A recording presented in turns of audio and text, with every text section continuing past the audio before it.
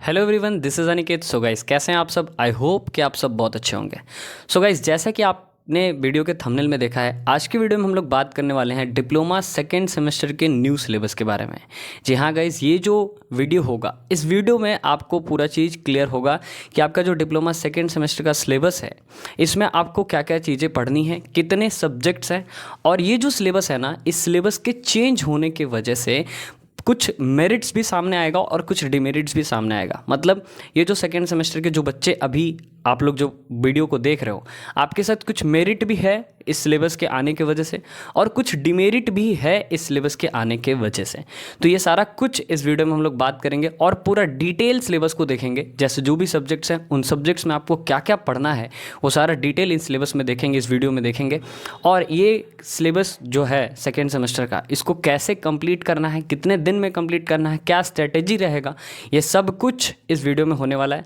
तो प्लीज़, अगर आपने इस वीडियो पे क्लिक किया है तो प्लीज़ इस वीडियो को लास्ट तक जरूर देखना, तभी आपको समझ में आएगा पूरा फंडा और आप पूरे अच्छे से सेकेंड सेमेस्टर के सिलेबस को समझ पाओगे। ठीक है, तो ज़्यादा देर न करते हुए स्टार्ट करते हैं इस वीडियो को और सीखते हैं और देखते हैं हमारा डिप्लोमा सेकेंड सेमेस्टर का सिलेबस। तो देखो यहाँ पे, अगर आपको सेकेंड सेमेस्टर के सिलेबस को समझना है तो आपको 4 सब्जेक्ट तो मेनली पढ़ने ही पढ़ने हैं। सबसे पहला है प्रोजेक्ट मैनेजमेंट स्किल, दूसरा है स्टैटिक्स एंड एनालिटिक्स, तीसरा है fundamental of electrical and electronic engineering and चौथा है इन्वायरमेंटल सस्टेनेबिलिटी। ठीक है, तो अगर इन चारों सिलेबस को देखें, इन चारों सब्जेक्ट्स को देखें, तो ये चारों सब्जेक्ट्स बहुत ही इंपॉर्टेंट सब्जेक्ट्स हैं। बहुत ही, मतलब समझो कि एज़ कम्पेयर टू जैसे बाहर की ये होता है ना, जैसे झारखंड को छोड़ करके बाकी जो स्टेट्स हैं, उन स्टेट्स में कुछ कुछ स्टेट्स में ये सिस्टम लगाया जाता है, मतलब ये सिलेबस होते हैं, ये सब्जेक्ट्स होते हैं। और उससे क्या होता है ना कि वहाँ के जो बच्चे होते हैं उनका प्लेसमेंट बहुत अच्छा होता है। तो झारखंड बोर्ड ने ये जो चेंजेस किया है, मतलब जेयूटी ने जो ये जो चेंजेस किया है, वो आपके लिए बहुत अच्छा है।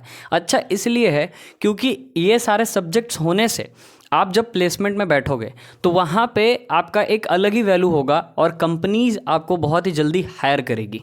ठीक है, यही रीज़न था कि इससे पहले जो हमारा सिलेबस चलता था जेयूटी में, उसके वजह से बहुत सारी कंपनीज हायर नहीं कर पाते थे। क्योंकि देखो, जब कंपनी इंटरव्यू लेती थी ना, तो सबसे इंपॉर्टेंट चीज़ ये जो सब्जेक्ट आपको दिख रहा है, प्रोजेक्ट मैनेजमेंट स्किल।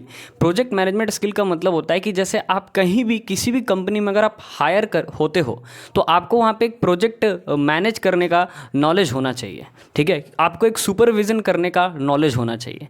तो इस सब्जेक्ट में आपको वही पढ़ाया जाएगा। चाहे आप किसी भी ब्रांच से रहो, आपको यहाँ पे प्रोजेक्ट मैनेज करना आना चाहिए। किसी भी, कहीं भी अगर आप इंजीनियरिंग के डिपार्टमेंट में जॉब करते हो तो आपको वहाँ का जो भी प्रोजेक्ट है उसको आपको मैनेज करना आना चाहिए कि कितना इनपुट हुआ है और कितना आउटपुट, मतलब कितना खर्च हुआ है और कितना कंपनी को बेनिफिट हो रही है।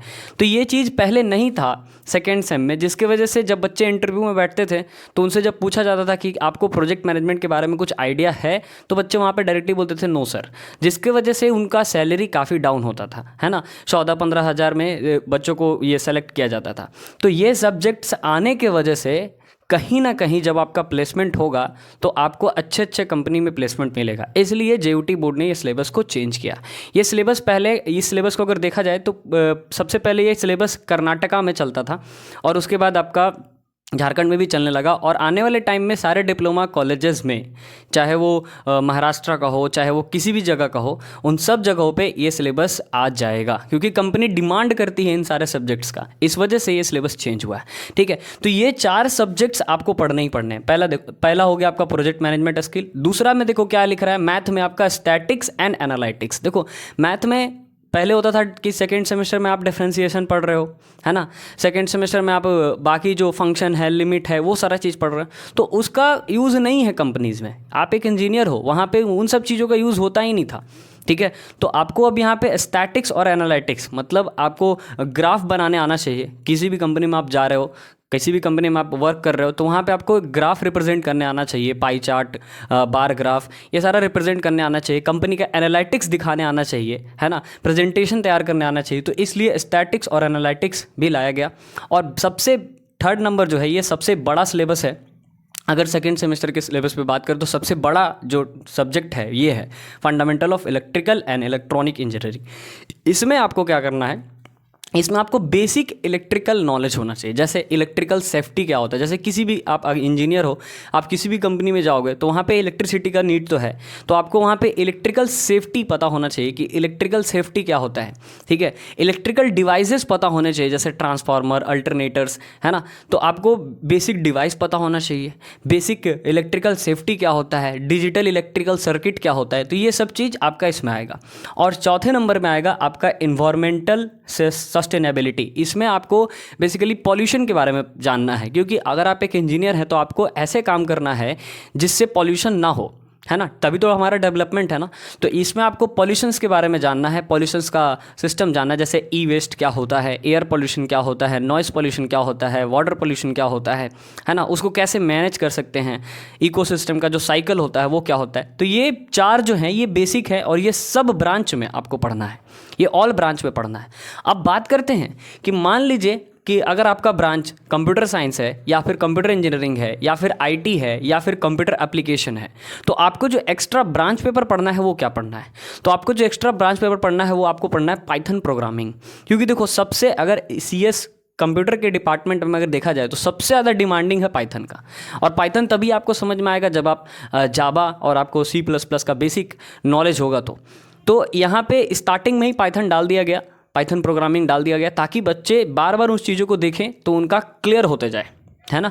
तो आपको अगर आप CS या C या फिर IT या कंप्यूटर एप्लीकेशन से बिलोंग कर रहे हैं तो आपको पाइथन प्रोग्रामिंग पढ़ना होगा। आप यहाँ पे यही मत सोचिए कि बस मैं इतना बता के छोड़ दूंगा, मैं इसमें क्या क्या पढ़ना है वो भी मैं डिटेल बताने वाला हूँ। ठीक है, इसके बाद वाले स्लाइड में हम लोग ये भी देखेंगे कि प्रोजेक्ट मैनेजमेंट स्किल में क्या क्या आपको डिटेल पढ़ना है, स्टैटिक्स एंड एनालिटिक्स में क्या डिटेल पढ़ना है, ये सारा चीज़ हम लोग अभी आगे देखेंगे। ठीक है, अब अगर मान लीजिए आपका सिविल या आर्किटेक्चर ब्रांच है तो वहाँ पे आपको कंस्ट्रक्शन मटेरियल के बारे में पढ़ना है। क्योंकि देखो, जो भी सिविल या आर्किटेक्चर के बंदे होते हैं या जो बच्चे होते हैं, उन्हें कंस्ट्रक्शन मटेरियल यानी कि जैसे ब्रिक्स हो गया, सीमेंट हो गया, पेंट हो गया, वर्निसेस हो गया, है ना, पीओपी हो गया, इन सब के बारे में बेसिक नॉलेज होना चाहिए कि पीओपी प्लास्टर ऑफ पेरिस कैसे बनता है, सीमेंट कैसे बनता है, ब्रिक कैसे बनता है, कैसे मेजरमेंट लेते हैं, ये आपका आ जाता है कंस्ट्रक्शन मटेरियल में। स्टोन कितने तरह के होते हैं, तो ये कंस्ट्रक्शन मटेरियल में आपको ये 2 ब्रांच के बच्चे को ये पढ़ना पड़ेगा, उनका ब्रांच पेपर है, ये बेसिक है। अब मान लीजिए आपका ब्रांच इलेक्ट्रिकल या इलेक्ट्रिकल एंड इलेक्ट्रॉनिक्स इंजीनियरिंग है, तो इलेक्ट्रिकल है यानी कि आपको ट्रांसफार्मर और अल्टरनेटर्स के बारे में बेसिक नॉलेज होना चाहिए। और ये जो ब्रांच वाले बच्चे हैं ना, इनको फ़ायदा होगा। फ़ायदा इसलिए होगा क्योंकि यहाँ पे जो fundamental of electrical and electronics है, इसमें भी उनको ट्रांसफार्मर और अल्टरनेटर के बारे में पढ़ना है, और यहाँ पे ट्रांसफार्मर और अल्टरनेटर को डिटेल में पढ़ना है। तो इनको ज़्यादा मेहनत नहीं करना पड़ेगा, है ना। ये जब अपने बेसिक पेपर को कवर करेंगे ना तो ही इनका ब्रांच पेपर कवर हो जाएगा, ट्रांसफार्मर और अल्टरनेटर। ठीक है, अच्छा, उसके बाद आ जाता है ECE का मतलब होता है इलेक्ट्रॉनिक्स एंड कम्युनिकेशन इंजीनियरिंग, ये सबको पता है। तो इलेक्ट्रॉनिक्स एंड कम्युनिकेशन, देखो ये इलेक्ट्रॉनिक्स पे बात कर रहा है, तो इसमें आपको डिजिटल इलेक्ट्रॉनिक्स के बारे में बात करना है। डिजिटल इलेक्ट्रॉनिक्स जस्ट लाइक कि सेमीकंडक्टर, डायोड, है ना, रेक्टिफायर, चार्जर वगैरह जो हो गया, तो इन सब के बारे में आपको यहाँ पे डिजिटल इलेक्ट्रॉनिक्स पे पढ़ना है। और ये भी आपका fundamental of electrical and electronics में आ जाएगा। तो इस ब्रांच के बच्चों को भी फायदा होने वाला है, EC वाले बच्चों को भी फायदा होगा। सबसे लास्ट देखते हैं कि ऑटोमोबाइल, मैकेनिकल इंजीनियरिंग और मेटलर्जिकल इंजीनियरिंग आपके अगर है तो आपको क्या पढ़ना होगा। तो आपको उसमें मटेरियल ऑफ इंजीनियरिंग पढ़ना होगा, मतलब आपको डिफरेंट टाइप्स ऑफ मटेरियल्स के बारे में समझना होगा, है ना। चाहे वो आयरन हो, चाहे वो कॉपर हो, चाहे वो एल्युमिनियम हो, उनके ओर्स के बारे में समझना होगा, उसको कैसे एक्सट्रैक्ट करते हैं, उसका क्या बिहेवियर होता है, कितनी प्रोसेस से एक्सट्रैक्ट करते हैं, वो सारा चीज़ आपको यहाँ पे समझना होगा। और भी कुछ ब्रांच है जो छूट रहे, जैसे कि फूड टेक्नोलॉजी है। बहुत बच्चा लोग को होगा डाउट कि सर फूड टेक्नोलॉजी वालों को आप नहीं बताएं, है ना। इंटीरियर डिज़ाइनिंग जो ब्रांच है उसके बारे में आप नहीं बताएं, तो उन सब का सिलेबस ऑफिशियली दिया भी नहीं गया है, तो मैं कैसे बता सकता हूँ। ठीक है, और ये जो भी डिटेल आपको मैं यहाँ पे बता रहा हूँ, अगर आपको इसका पूरा डिटेल सिलेबस चाहिए तो हमारे डिस्क्रिप्शन में हमारा व्हाट्सएप ग्रुप लिंक है, आप वहाँ पर ज्वाइन हो जाओ। वहाँ पर आपको इसका पूरा डिटेल सिलेबस, डिटेल पूरा जो आपका स्ट्रक्चर आया हुआ है वो, और इसका जो पूरा डिटेल सिलेबस है वो सब कुछ आपको वहाँ पे मिल जाएगा। ठीक है, तो ये आपके सब्जेक्ट्स हैं। अब थोड़ा सा हम लोग बात करते हैं इसके मेरिट और डिमेरिट पे।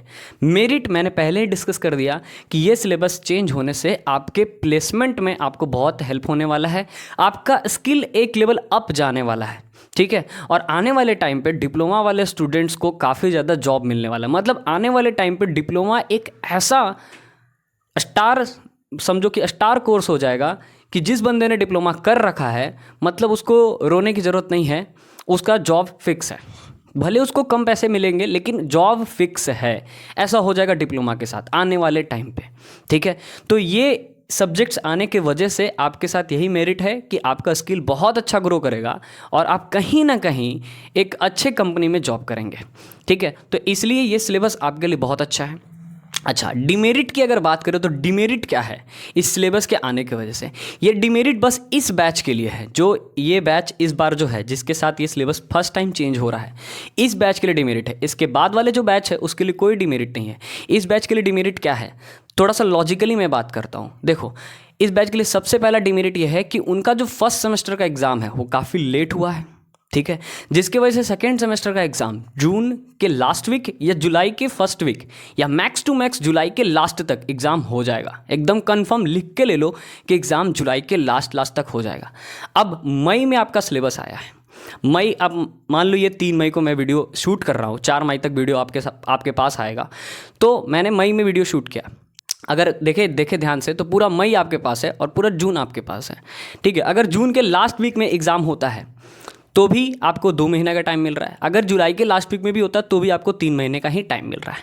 अब इस 3 महीने में आपको ये 4 सब्जेक्ट्स और अपना एक ब्रांच पेपर और बाकी प्रैक्टिकल, असाइनमेंट, सेशनल, वाइवा, ये सब आपको देखना ही होता है, ठीक है। तो ये सारा चीज़ आपको करना होगा केवल और केवल मैक्स टू मैक्स 3 महीने में।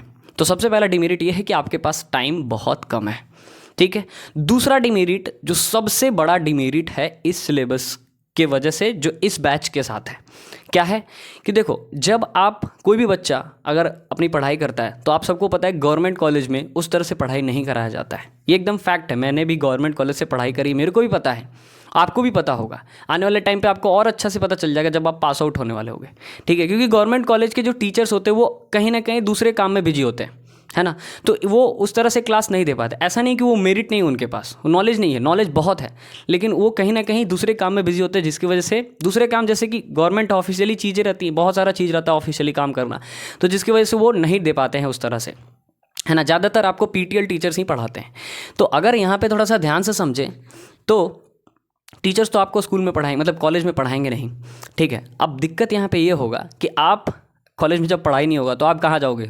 यूट्यूब के पास आओगे, है ना। यूट्यूब के पास सर्च करोगे कि सर प्रोजेक्ट मैनेजमेंट स्किल का क्लास मेरे को मिल जाए, लिखोगे diploma second semester project management skill. अब आपको यूट्यूब पे टीचर्स मिलेंगे ही नहीं जो प्रोजेक्ट मैनेजमेंट स्किल को पढ़ा रहे हैं, क्योंकि ये पहले चलता था कर्नाटका में, अब आया है झारखंड में। तो आपको इसका क्लास प्रॉपरली मिलेगा ही नहीं, कितना भी आप यूट्यूब पे खोज लो आपको प्रॉपरली नहीं मिलेगा। आपको अगर इसके वीडियो मिलेंगे तो कुछ इंग्लिश में मिलेंगे, कुछ कनाडियन लैंग्वेज में मिलेंगे, कुछ केरला के लैंग्वेज में मिलेंगे, क्योंकि मैंने ये सारा चीज़ सर्च कर रखा है और मैं एक स्टूडेंट के जैसा सोच रहा हूँ और उसके बेसिस पे बात कर रहा हूँ, ठीक है। इसलिए मैंने बोला वीडियो को लास्ट तक देखना, तब आपको सारा चीज़ समझ में आएगा, ठीक है। तो आप जब यूट्यूब पे जाओगे, वहाँ पे सर्च करोगे तो आपको वहाँ पे क्लास नहीं मिलने वाला है, ठीक है। तो पहला डिमेरिट ये होगा, आप तड़पोगे कि क्या, कहाँ से मेरे को क्या पढ़ना है, ठीक है। और बुक तो कोई पढ़ता नहीं है, कोई भी स्टूडेंट बुक नहीं पढ़ता। 3 महीने में तुम अगर इसको कल ही कंप्लीट करने लगोगे तो इसी में तुम्हारा हालत ख़राब हो जाएगा। दूसरा, स्टैटिक्स एंड एनालिटिक्स में आओगे, इसमें भी बुक सर्च करोगे, यूट्यूब पे सर्च करोगे वीडियो, आपको प्रॉपर वीडियो नहीं मिलने वाले हैं, ठीक है। क्योंकि ये इसका जो सब्जेक्ट्स है एकदम अलग है, मतलब इसका जो टॉपिक्स है एकदम अलग है, ठीक। उसके बाद fundamental of electrical and electronics, ये शायद मिल जाए क्योंकि ये बहुत जगह पे कॉमन है, तो इसका शायद वीडियो आपको मिल जाए, fundamental of electrical and electronics. और मैक्सिमम टीचर इसको पढ़ाएंगे भी, क्यों मालूम है? क्योंकि ये जो सब्जेक्ट है 3rd number fundamental of electrical and electronics, ये क्लास 12th के मतलब जो भी टीचर होंगे जो क्लास 12th के फिजिक्स को अगर सही से पढ़े होंगे तो वही चीज़ यहाँ पे है। मतलब बेसिकली इलेक्ट्रोस्टैटिक, मैग्नेटिज्म और आपका जो सेमीकंडक्टर वगैरह है उसी को थोड़ा डिटेल में पढ़ा दिया गया है। तो fundamental of electrical and electronics का वीडियो आपको मिल जाएगा, आप चाहो तो कर सकते हो, ठीक है। इन्वायरमेंटल सस्टेनेबिलिटी, इसमें भी आप चाहो तो कर सकते हो क्योंकि इसमें पॉल्यूशन वगैरह है, तो ये भी ज़्यादा टफ नहीं है। लेकिन आपको ये जो दो है ना, प्रोजेक्ट मैनेजमेंट स्किल और स्टैटिक्स और एनालिटिक्स, इसका वीडियो आपको प्रॉपरली नहीं मिलेगा, इसका स्टडी मटेरियल आपको सही से नहीं मिलेगा। दूसरी बात, आपका ये जो ब्रांच पेपर है, ये ब्रांच पेपर आपको कहीं ना कहीं 3rd सेमेस्टर में पढ़ाया जाता था, ठीक है। ये आपको 2nd सेमेस्टर में पढ़ाया जा रहा है, और 2nd सेमेस्टर में ऐसा नहीं कि आपको पूरा जो 3rd सेमेस्टर का था वो कॉपी कर दिया, नहीं, यहाँ पे ना चेंज कर करके डाला हुआ है। ठीक है, मतलब पाइथन में जितना पढ़ना होता है उतना नहीं है, मेन पॉइंट डाला हुआ है। अब वो मेन पॉइंट को समझाने के लिए भी टीचर को पीछे की चीज़ें को समझाना होगा, तो आपको इसका भी प्रॉपर वीडियोज़ या प्रॉपर गाइडेंस नहीं मिल पाएगा। कंस्ट्रक्शन मटेरियल इसका भी प्रॉपर नहीं मिल पाएगा, ये मे भी शायद मिल जाए, डिजिटल इलेक्ट्रॉनिक्स मिल जाए, लेकिन मटेरियल ऑफ इंजीनियरिंग इसका भी शायद नहीं मिल पाएगा। तो ये आपके लिए डिमेरिट होगा। पहला डिमेरिट तो टाइम कम है, दूसरा डिमेरिट कि आपको इसके स्टडी मटेरियल्स नहीं मिल पाएंगे, क्योंकि ये अभी लॉन्च हुआ ही है। अभी टीचर्स इस पर काम करेंगे, काम करते करते में कुछ टीचर्स इसको 1 महीने में अपलोड कर देंगे, कुछ टीचर्स इसको 1.5 महीने में अपलोड करेंगे, कुछ टीचर्स शायद टाइम लगा दे, है ना। तो बहुत ही मतलब ऐसा क्रिटिकल सिचुएशन आपके साथ होगा कि आप चाह करके भी नहीं पढ़ पाओगे, और जिसकी वजह से आपका रिजल्ट कहीं ना कहीं ख़राब होगा। ठीक है, तो ये आपके साथ ये डिमेरिट यहाँ पे होने वाला है, जो एकदम मैंने परफेक्टली आपके सामने रख दिया। ठीक है, अब इस डिमेरिट से बचने के लिए मैं यहाँ पे अपनी कोर्स की बोल सकते हो कि प्रमोशन नहीं कर रहा हूँ। इस डिमेरिट से बचने के लिए मैं आपको एक उपाय बता रहा हूँ कि इन चारों का और इन सारे ब्रांच पेपर्स का हम कोर्स लॉन्च करने वाले हैं। आप सबको पता है कि मैंने फर्स्ट सेमेस्टर में भी कोर्स लॉन्च करा था, और फर्स्ट सेमेस्टर में काफ़ी काफ़ी बच्चों का अच्छा रिस्पांस रहा था। काफ़ी बच्चों ने अपने एग्ज़ाम काफ़ी अच्छा किया था, क्योंकि मेरे कोर्स में मैं बाकी टीचर्स के जैसा नहीं करता हूँ। अगर मेरे से हो पाता है तो ही करता हूँ, नहीं हो पाता है तो नहीं करता हूँ। ठीक है, तो सेकेंड सेमेस्टर का कोर्स हम लोग लॉन्च कर रहे हैं, और ये बहुत ही जल्दी 10 मई तक, ठीक है, ये 10 मई तक आपका ये कोर्स लॉन्च हो जाएगा। ठीक है, ये 10 मई तक में आपको ये इन सारे 1 2 3 ये 4 ये पूरा जो भी चारों सब्जेक्ट्स है, इन चारों सब्जेक्ट्स का आपको लेक्चर मिलेगा। और ऐसा नहीं है कि ब्रांच पेपर नहीं मिलेगा, आपको ब्रांच पेपर भी मिलेगा। ये जितने ब्रांच पेपर आपको यहाँ पे लिखे हुए दिख रहे हैं, ये सारे के सारे मिलेंगे अलग अलग फैकल्टी के द्वारा। ठीक है, अब आपके मन में डाउट चल रहा होगा कि सर ये कोर्स का प्राइस क्या होगा और ये कोर्स कैसे चलेगा। तो देखो, इस कोर्स का प्राइस अगर आप केवल ये बेसिक सब्जेक्ट्स को लेते हो, ये मतलब ये 4 सब्जेक्ट को अगर आप खाली लेते हो, तो आपको 1500 में ये चीज़ हो जाएगा, मतलब 1499 का ये कोर्स रहेगा, 1499 का, जिसमें केवल और केवल ये 4 सब्जेक्ट्स रहेंगे। ठीक है, लेकिन अगर आपको अपना ब्रांच पेपर इंक्लूड कराना है, मतलब ब्रांच पेपर भी लेना है, तो टोटल आपको 2000 लगेगा। 2000 में आपको आपका ब्रांच पेपर भी और ये चारों सब्जेक्ट्स भी मिल जाएंगे। ठीक है, और आपको ऐसा लग रहा होगा कि ये चारों सब्जेक्ट बहुत इजी हैं, तो इजी नहीं है। इसके सिलेबस को अगर आप डिटेल में देखोगे तो आपको समझ में आ जाएगा कि एक टीचर को कितनी मेहनत करनी पड़ती है। और अगर आपको 2000 में 5 सब्जेक्ट मिल रहा है, तो आप एक सब्जेक्ट पे कैलकुलेट करो कि मात्र 400 रुपये आपको खर्च हो रहे हैं एक सब्जेक्ट पे। ठीक है, तो अगर आप कोर्स परचेस करते हो तो आपको इधर उधर दौड़ने की ज़रूरत नहीं पड़ेगी, आपको एक प्रॉपर गाइडेंस मिलेगा, और प्रॉपर गाइडेंस से आप काम कर पाओगे।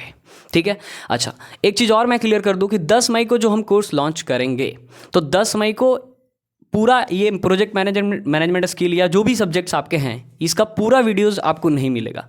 आपको स्टार्टिंग में हर सब्जेक्ट का 3 वीडियोस, मतलब 3 चैप्टर आपको कंप्लीट मिलेगा।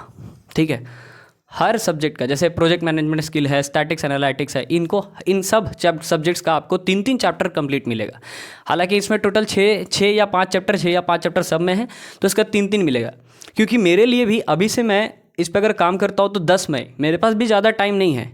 अब 7 दिन के अंदर अंदर ये सारे सब्जेक्ट्स पे काम करना, मेरी पूरी टीम लग के इस पर काम करेगी, तो 7 दिन के अंदर अंदर मैं पूरा तो कंप्लीट नहीं कर पाऊंगा। तो जो बात है एकदम फैक्ट, 3 चैप्टर आपको कंप्लीटेड मिलेगा, ताकि आप अपना स्टडी स्टार्ट रखो। ठीक है, कोई लाइव क्लास नहीं रहेगा, सारा रिकॉर्डेड लेक्चर रहेगा। रिकॉर्डेड लेक्चर इसलिए ताकि आप कभी भी कहीं से भी पढ़ सको, है ना। लाइव वाला सिस्टम नहीं होता है कि लाइव के लिए बोल दिए और पैसे ले लिए और उसके बाद लाइव करा नहीं पा रहे, है ना। टीचर्स के साथ कुछ ना कुछ टेक्निकल इशूज हो जाता है, तो उसमें क्या होता है कि आपका स्टडी कहीं ना कहीं ब्रेक होता है, एक रिदम टूट जाता है।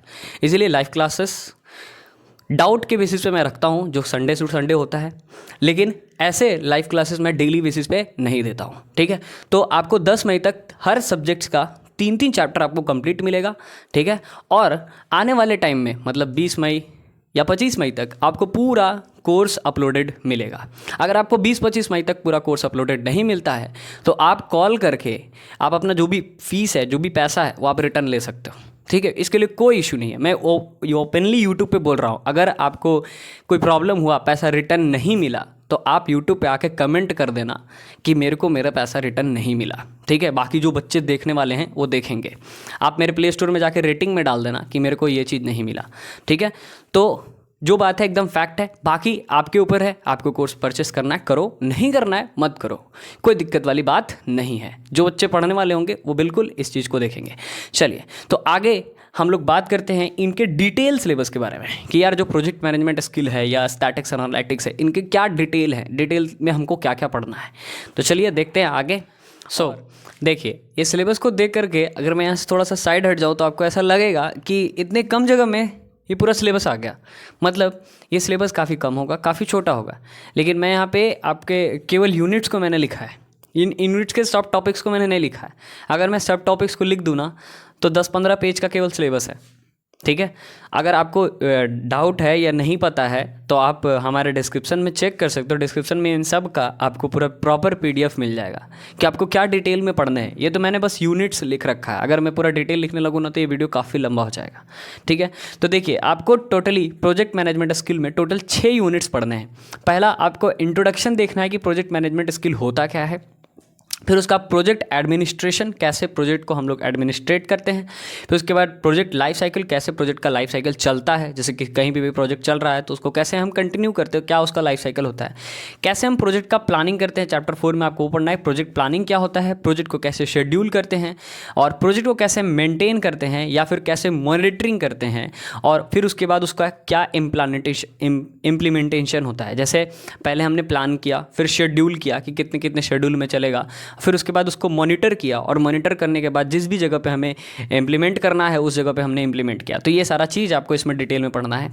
फिर कैसे प्रोजेक्ट को, चैप्टर नंबर 5 में कैसे प्रोजेक्ट को कंट्रोल करते हैं और उसका कैसे रिव्यू लेते हैं। और रिव्यू लेने के बाद जैसे मान लो रिव्यू लिया हमने, कहीं कोई प्रोजेक्ट चल रहा है, मान लो कोई माइंस में या किसी कंपनी में, किसी फैक्ट्री में प्रोजेक्ट चल रहा है, तो हमने वहाँ पर रिव्यू लिया, लास्ट में आपको कंट्रोल किया, प्रोजेक्ट को कंट्रोल कर रहे हैं। अब प्रोजेक्ट डाउन जा रहा है, मतलब हमें जितना प्रॉफिट मिलना चाहिए उतना प्रॉफिट नहीं मिल रहा, डाउन जा रहा है, तो हमने उसका रिव्यू लिया। रिव्यू लेने के बाद वहाँ पे हम लोग एक ऑडिट बैठाते हैं। ऑडिट यानी कि जिसमें प्रोजेक्ट इंजीनियर होंगे, मेन जो लोग होंगे, इंजीनियर होंगे या फिर मैनेजर होंगे, CEO होंगे, है ना, HOD होंगे, तो उन सबको बैठा करके हम लोग उसको कहते हैं ऑडिट। जब मतलब बहुत सारा बैठक बैठता है ना तो उसको ऑडिट कहते हैं। तो प्रोजेक्ट को संभालने के लिए होता है। तो ये चैप्टर नंबर 5 में समझाया जाएगा कि कैसे क्या होता है ऑडिट, किसको कौन से पोस्ट को क्या कहा जाता है, ऑडिट में हेड कौन होता है, ऑडिट कौन कंडक्ट कराता है, ये सारा चीज़। फिर उसके बाद डिजिटल प्रोजेक्ट मैनेजमेंट, कि डिजिटली हम कैसे प्रोजेक्ट को मैनेज कर सकते हैं। पहले लोग ऐसे मतलब इंडिविजुअली मैनेज करते थे, तो अभी क्या है डिजिटली भी हम मैनेज कर सकते हैं कैमरा वगैरह लगा करके। तो वो सारा चीज़ इसमें देखना है। तो ये है आपका पूरा प्रोजेक्ट मैनेजमेंट स्किल, जिसमें आपको टोटल 6 चैप्टर्स पढ़ने हैं, जिसमें से 3 चैप्टर का वीडियोज़ आपको पूरा, एक चैप्टर में टोटल 5 वीडियोज़ है ना, 5 से 4 वीडियोज़ हैं। तो ये मत सोचना कि एक चैप्टर में सर एक वीडियो में ख़त्म कर देंगे, नहीं, 4 से 5 वीडियोज़ हैं। तो आपको पूरा डिटेल, मतलब यहाँ से यहाँ तक जो 3 चैप्टर्स हैं प्रोजेक्ट लाइफ साइकिल तक, ये तीनों का आपको 10 मई तक हमारे ऐप पे कोर्स में मिल जाएगा। और बाकी ये जो 3 है ये 20-25 मई तक क्लियर हो जाएंगे। ये मैंने 3 इसलिए दे दिया ताकि आप अपना पढ़ाई स्टार्ट कर सको, ठीक है। उसके बाद है स्टैटिक्स एंड एनालिटिक्स। स्टैटिक्स और एनालिटिक्स पे सबसे पहले आपको समझना होगा कि स्टैटिस्टिकल डाटा क्या होता है, ठीक है, और उसको कैसे स्टैटिकल डाटा कलेक्शन कैसे करते हैं हम लोग। जैसे कहीं भी कंपनी में काम चल रहा है तो उसको कैसे वहाँ से स्टैटिक्स डाटा को कलेक्ट किया जाता है और उसके कितने टाइप्स होते हैं वो समझना है। फिर उसके बाद उसका समराइजेशन करते हैं। समराइजेशन मतलब उसका एक समरी क्रिएट करते हैं, समराइजेशन ऑफ डाटा, है ना, पूरे साल का डाटा होता है, पूरे मंथ का डाटा होता है, पूरे सप्ते का डाटा होता है, वो सारा चीज़। फिर उसके बाद उसका मेज़र करते हैं, measure of location and dispersion. फिर उसके बाद इंट्रोडक्शन टू पाइथन प्रोग्रामिंग। मतलब इसमें ज़्यादा आपको कुछ नहीं पढ़ना है, सब बेसिकली आपको इसमें ये पढ़ना है कि स्टैटिस्टिकल डाटा कलेक्शन और टाइप उसके क्या होते हैं, समराइजेशन ऑफ डाटा आपको समझना है, और यहाँ पे measure of location and dispersion पढ़ना है, और इंट्रोडक्शन टू पाइथन प्रोग्रामिंग, मतलब यहाँ पे बेसिक थोड़ा सा पाइथन का प्रोग्रामिंग भी आपको पढ़ना है। तो इसमें टोटल 4 चैप्टर है, 4 में 3 आपको 10 मई तक कंप्लीट मिलेगा, मतलब 1 चैप्टर रहेगा इसमें, ठीक है। उसके बाद आता है आपका fundamental of electrical and electronics. तो fundamental of electrical and electronics में आपको टोटल 5 चैप्टर देखने को मिलते हैं, जिसमें सबसे पहला मैंने बोला था इलेक्ट्रिकल सेफ्टी आपको पता होना चाहिए। इलेक्ट्रिकल स्विच क्या होता है, फ्यूज़ क्या होता है, इलेक्ट्रिकल सेफ्टी के बारे में जानना होगा। फिर इलेक्ट्रिकल फंडामेंटल्स, बेसिक फंडामेंटल जैसे अमीटर, वोल्ट मीटर, गैल्वेनोमीटर, है ना, स्टेबलाइजर, फिर इस सब के बारे में आपको इलेक्ट्रिकल फंडामेंटल्स में पढ़ना होगा। फिर उसके बाद थर्ड नंबर पे है protective devices and wiring circuits. कौन कौन से डिवाइस हैं जो हमारे अप्लायंसेस को प्रोटेक्ट करते हैं और कैसे हम सर्किट का वायरिंग करते हैं, वायरिंग वगैरह आपको बेसिक, क्योंकि आप एक इंजीनियर हो तो आपको नॉर्मली वायरिंग पता होना चाहिए, कैसे हम वायरिंग करते हैं, कहीं घर पे वायरिंग करना है, कैसे इन्वर्टर का वायरिंग करना है, कौन सा वायर किस चीज़ के लिए होता है। तो ये बेसिक वायरिंग सर्किट्स आपको आने चाहिए। प्रोटेक्टिव डिवाइस क्या होते हैं वो आपको पता होने चाहिए। और चौथा नंबर में आपको पढ़ना है electrical machines, batteries and UPS, जो कंप्यूटर वगैरह में यूज़ होता है। तो इलेक्ट्रिकल मशीन्स क्या होता है, बैटरीज क्या होता है, यूपीएस क्या होता है, ये सारा चीज़ आपको यहाँ पे डिटेल समझना है। फिर लास्ट आपको पढ़ना है introduction to electronic devices. Electronic devices just like कि हमारा जो भी आपका सोलर प्लेट हो गया या फिर आपका जो भी डायोड हो गया, ट्रांजिस्टर्स हो गया, ये सब चीज़ इलेक्ट्रॉनिक डिवाइसेस में आता है। और इसके बाद इसका डिजिटल इलेक्ट्रॉनिक्स, तो वही है आपका जो डिजिटल इलेक्ट्रॉनिक्स होता है, ये आपका लास्ट में आपको उसको पढ़ना है। मतलब ये जो है ये सारे चारों जो है एंशिएंट है और ये जो पांचवा ये नया है तो डिजिटल है। तो इसमें भी आपको तीन चैप्टर कंप्लीट रहेगा, electrical safety, electrical fundamentals and protective device and wiring. आपका जो मशीन्स, बैटरीज, यूपीएस और आपका जो डिजिटल इलेक्ट्रॉनिक्स है ये आपको कुछ दिन के बाद कंप्लीट मिल जाएगा, लेकिन ये तीन आपको कंप्लीट मिलेंगे। अच्छा, उसके बाद है आपका इन्वायरमेंटल सस्टेनेबिलिटी। तो इन्वायरमेंटल सस्टेनेबिलिटी में सबसे पहले आपको ये समझना है कि इकोसिस्टम क्या होता है। फिर इकोसिस्टम समझने के बाद इकोसिस्टम कैसे काम करता है, हमारा इकोसिस्टम कैसा है वो समझना है। फिर उसके बाद आपको समझना है एयर के बारे में, एयर के अंदर क्या क्या कॉम्पोजिशंस हैं और उसका पॉल्यूशन, ठीक है। फिर थर्ड नंबर में आपको समझना है नॉइज़ का पॉल्यूशंस, ठीक है। फिर फोर्थ नंबर में आपको समझना है वाटर और सॉइल पॉल्यूशन, क्योंकि वाटर और सॉइल साथ में रहते हैं, तो वाटर और सॉइल पॉल्यूशन समझना है। फिर उसके बाद आपको लास्टली पढ़ना है कि रिन्यूएबल सोर्स ऑफ एनर्जी क्या है ना। और सबसे लास्ट में कि सॉलिड वेस्ट मैनेजमेंट, कि जो ऐसे वेस्ट होते हैं जो कभी गलते नहीं हैं तो उसको हम कैसे मैनेज कर सकते हैं और उसके लिए क्या क्या इन्वायरमेंटल एक्ट्स बने हुए हैं, है ना, कि पूरी है, ठीक है। तो होप गाइस कि आपको ये पूरा सिलेबस समझ में आया होगा। और अगर आप कोर्स के लिए थोड़ा सा भी इंटरेस्टेड हैं तो इसके बाद एक और वीडियो आएगा जिसमें मैं कोर्स का पूरा डिटेल दे दूंगा, पूरा डिटेल समझा दूंगा, है ना, कि कैसे कोर्स परचेस करना है, कहाँ से कोर्स परचेस करना है। और बाकी अभी आपको अगर कोई डाउट है तो हमारे आप डिस्क्रिप्शन में जा कर के हमारे ग्रुप में ज्वाइन हो सकते हैं। ज्वाइन होकर के जो भी डाउट है वो आप मेरे से पूछ सकते हैं इन ग्रुप, ठीक है। और बाकी इसका जो भी आपको PDF वगैरह है वो सब आपको डिस्क्रिप्शन में मिल जाएगा। इसी के साथ इस वीडियो को एंड करते हैं। अगर ये वीडियो थोड़ा सा भी अच्छा लगा हो तो अपने दोस्तों के साथ इस वीडियो को ज़रूर से ज़रूर शेयर करें, है ना, क्योंकि आप आगे बढ़ोगे तो आपके दोस्त भी आगे बढ़ने चाहिए, है ना। इसी को हम लोग डेवलपमेंट कहते हैं। केवल खुद का आगे बढ़ना नहीं होता है, अपने दोस्तों को भी आगे ले जाना होता है। तो अगर आप ये जानकारी खुद से सीख रहे हो तो अपने दोस्तों को भी ये चीज़ शेयर करो। चलो इसी के साथ इस वीडियो को एंड करते हैं। Thanks for watching this video guys.